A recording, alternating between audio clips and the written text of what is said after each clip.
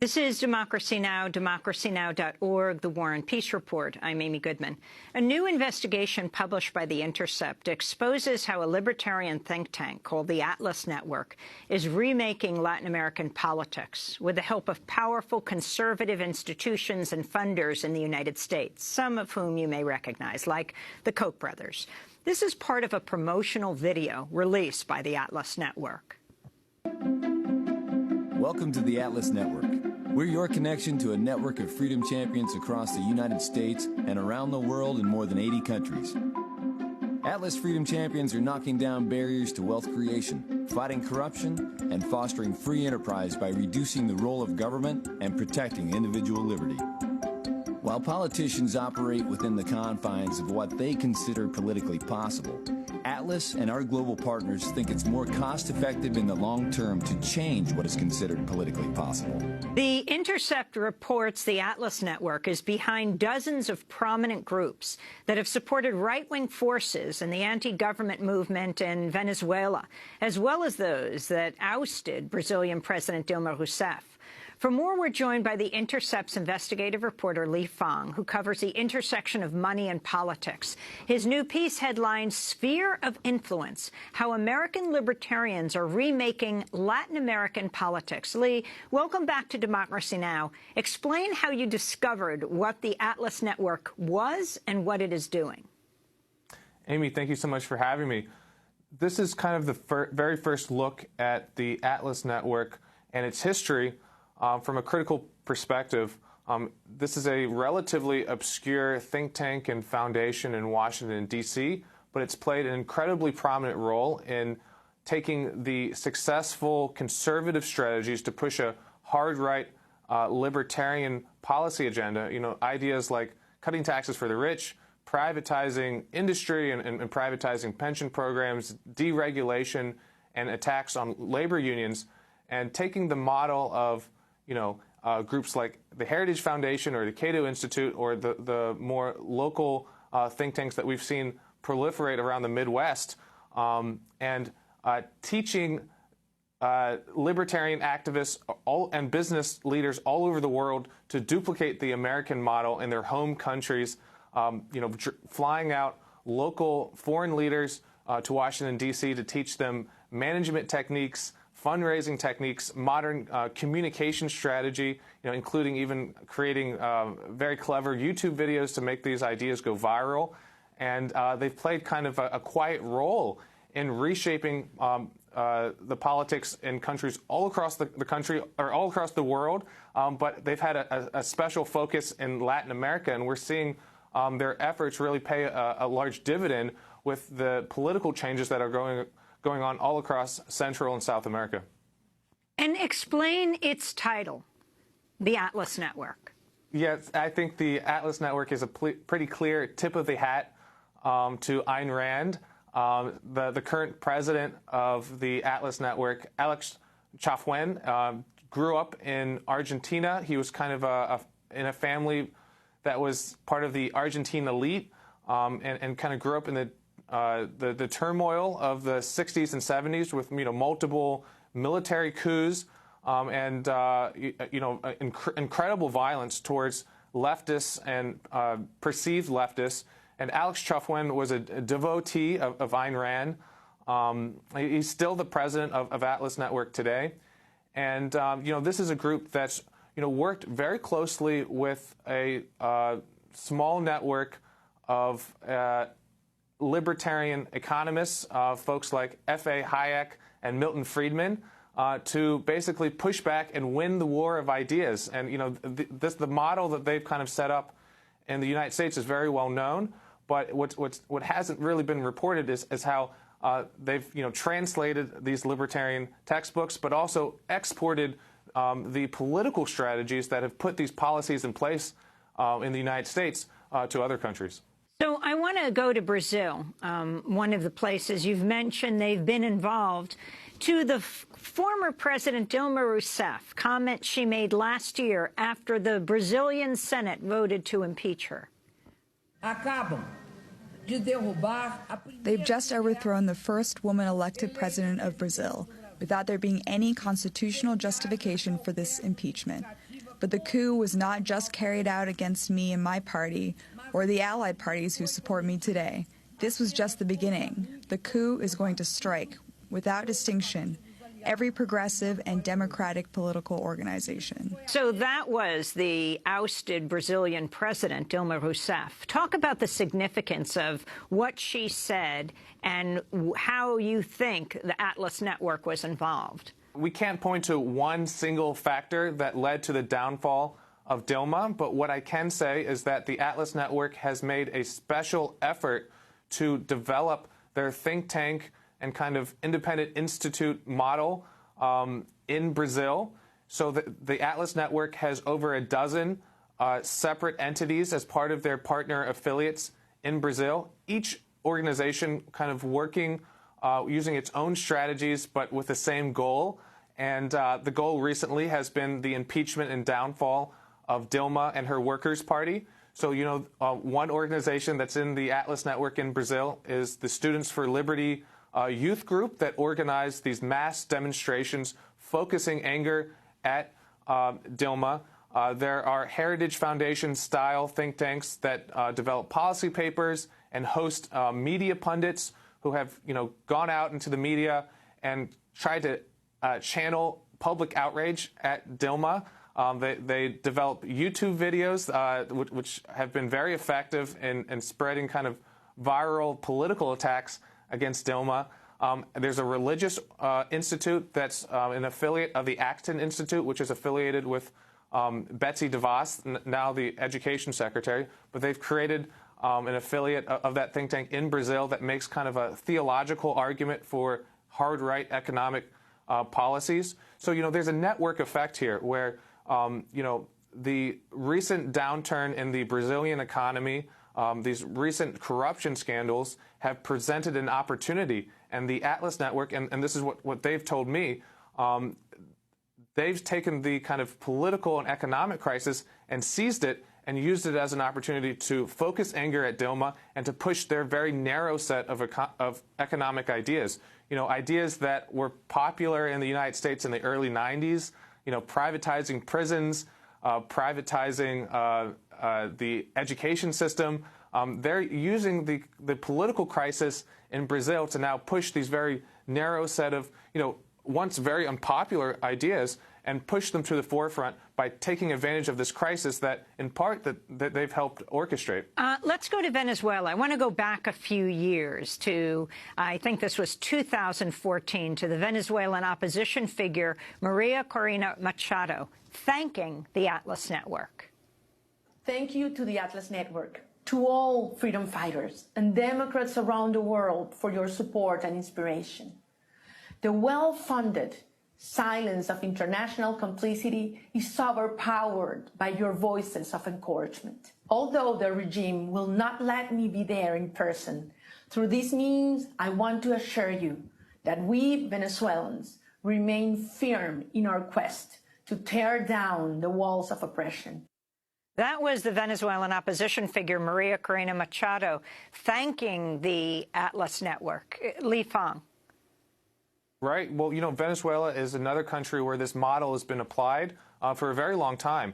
The Atlas Network works with a number of different think tanks in Venezuela to criticize, first, you know, the Hugo Chavez government, now the Maduro government.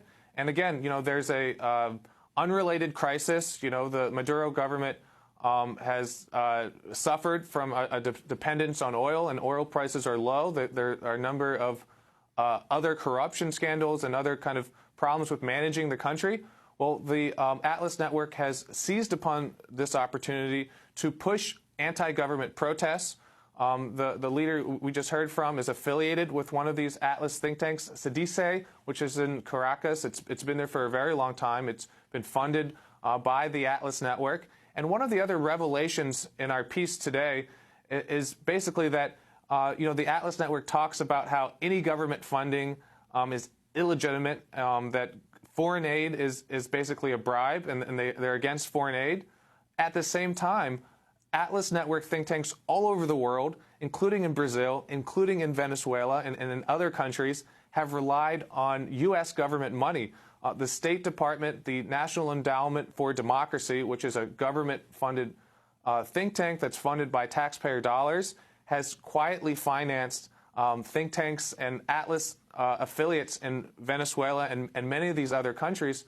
And I think the simple reason is they hope that the Atlas Network helps to push American-friendly governments, that they help transform the politics of the developing world to be more friendly to American foreign policy aims. But it is kind of an interesting irony or hypocrisy that this libertarian think tank network has relied for a very long time on U.S. government money. So I wanted to take Venezuela to the current day. This is CIA Director Mike Pompeo talking about Venezuela just last month at the Aspen Institute.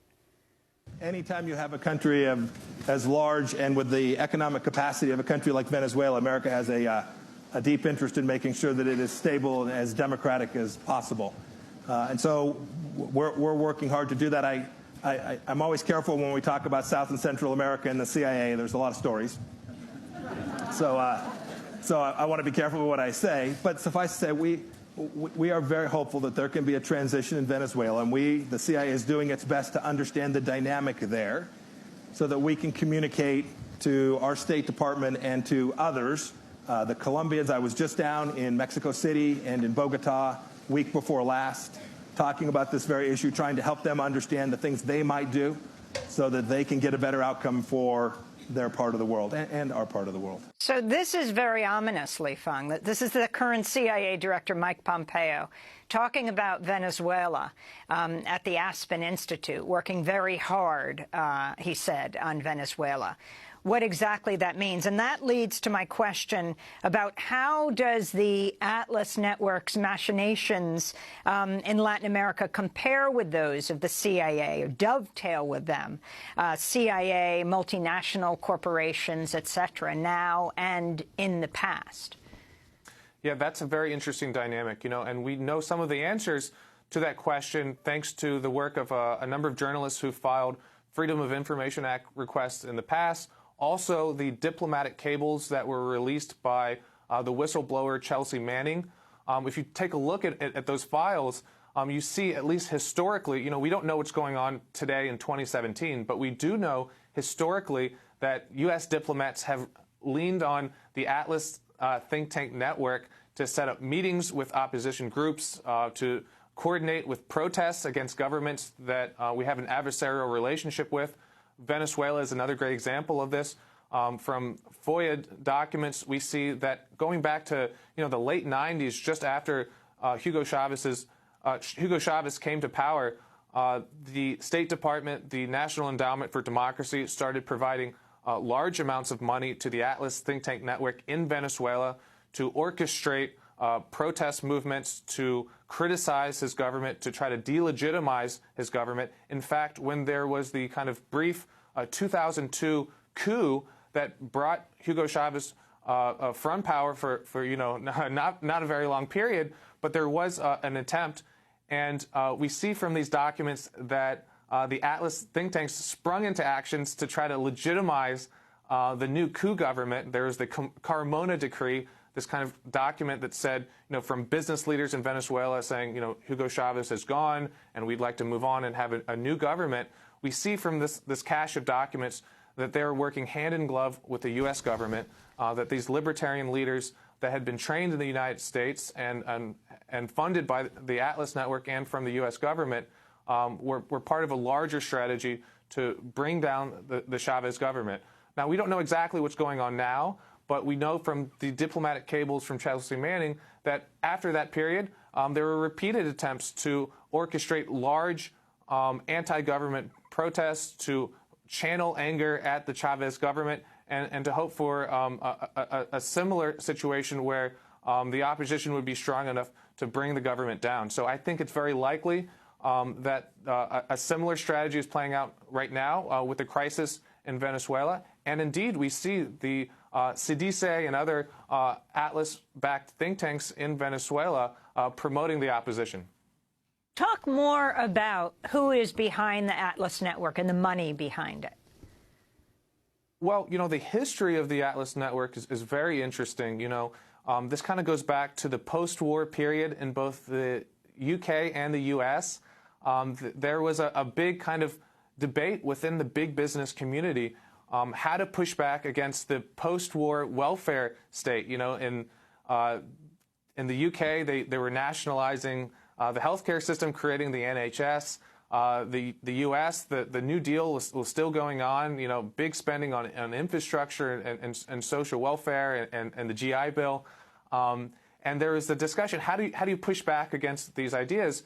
And they struggled with the problem of credibility. Anytime you try to call for economic libertarian ideas of cutting taxes for the rich or cutting welfare, it was looked at as an idea that simply benefited the upper crust.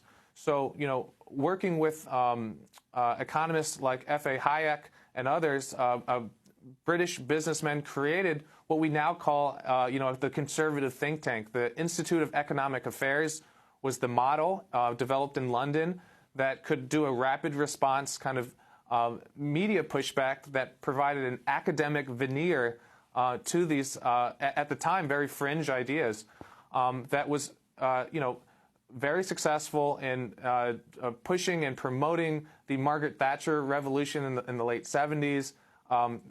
Similar strategies were applied in the U.S. And created the Heritage Foundation model.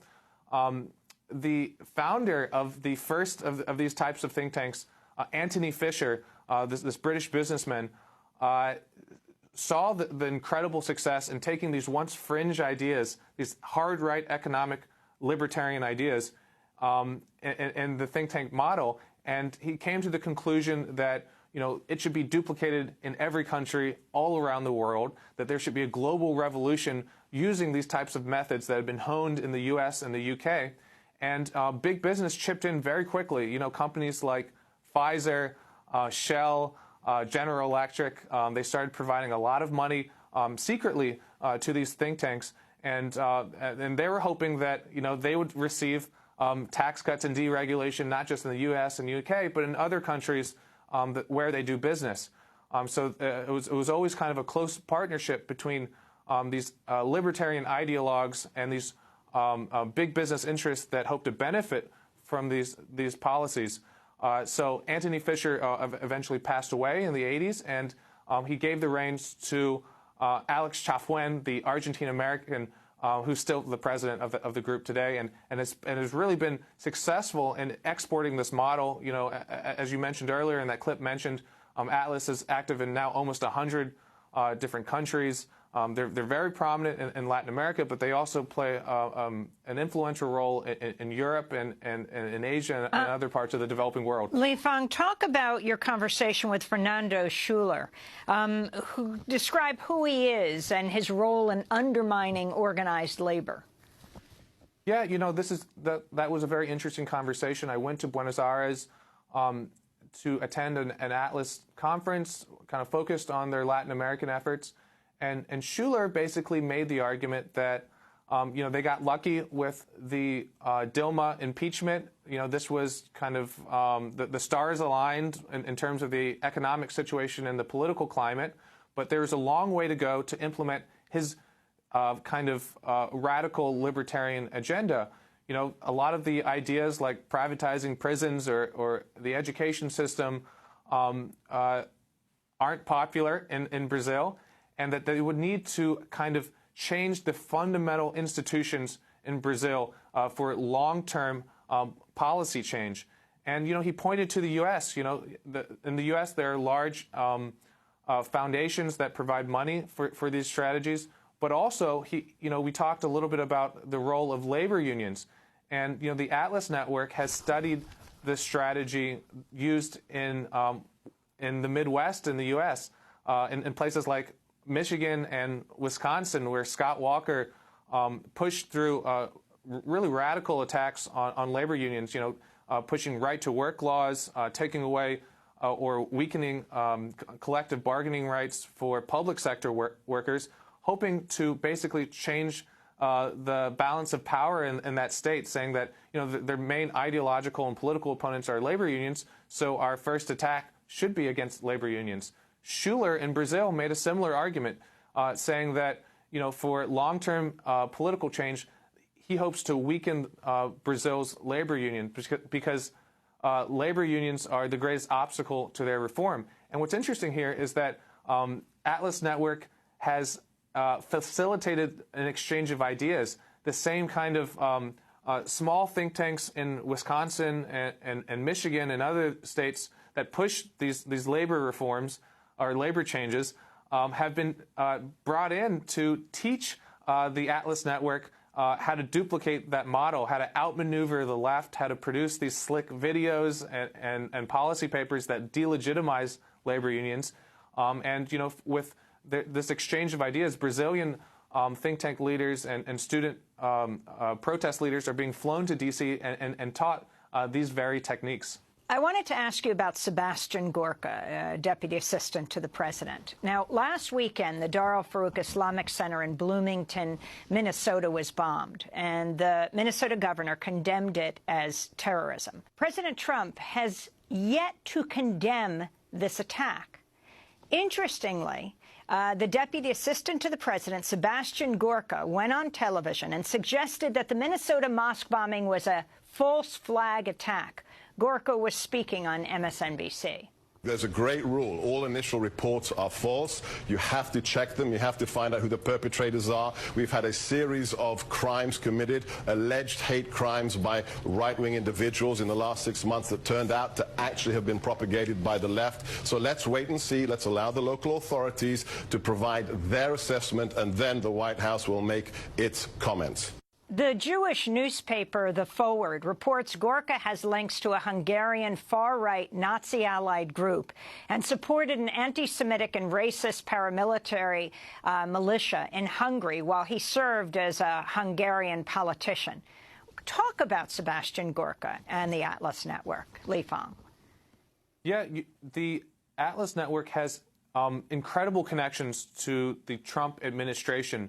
Sebastian Gorka, this very anti-Muslim pundit, who's been active with a number of conservative websites and kind of just suddenly sprung to power by being appointed to this very senior White House role. He once managed a small Atlas think tank in Hungary, but that's just one of many different examples. Mike Pence has attended Atlas Network events and spoken highly of the group. Education Secretary Betsy DeVos has served on several boards along with Atlas Network President Alex Chafwen. The Acton Institute, this think tank that's heavily backed by DeVos, now has affiliates all over the world as part of the Atlas Network, including in Brazil. And, I think one of the most salient and interesting examples of the Trump administration connections to this Atlas Network is that the National Endowment for Democracy, this government-chartered foundation that's kind of an arm of American soft power abroad that provides extensive financing to the Atlas Network think tanks all over the world, including in Venezuela and other places. After Trump was elected president, an Atlas Network economist and fellow, Judy Shelton, was elevated to be the chairperson of the National Endowment for Democracy. So now you have many Atlas Network think tank leaders or fellow travelers in senior positions in the administration, but also an Atlas Network employee helping to manage the U.S. foreign policy arm that's financing the Atlas Network all across the world. And as we're talking about Sebastian Gorka, in addition to the other roles he's played, he was an editor for National Security Affairs for Breitbart News, which, of course, another key White House figure, Steve Bannon, was the head of. That's right. Sebastian Gorka has, really operated on the fringes. He's been a figure on talk radio, on some of these very conspiracy-laden anti-Muslim websites. But yes, he's been on Breitbart for a very long time, editing pieces, advancing very ugly anti-Muslim conspiracy theories. So it's incredible to see a figure like him who's really operated on the fringes of American society elevated to such a prominent role in the White House. In terms of influencing the debate, these aren't just policy arguments that they're making. The so-called Breitbart of Brazil, there's a pundit named Rodrigo Constantino. He kind of uses very acidic, conspiracy-laden arguments to try to delegitimize the left, basically saying that, even the World Cup logo, the use of the color red, is a conspiracy to advance communism.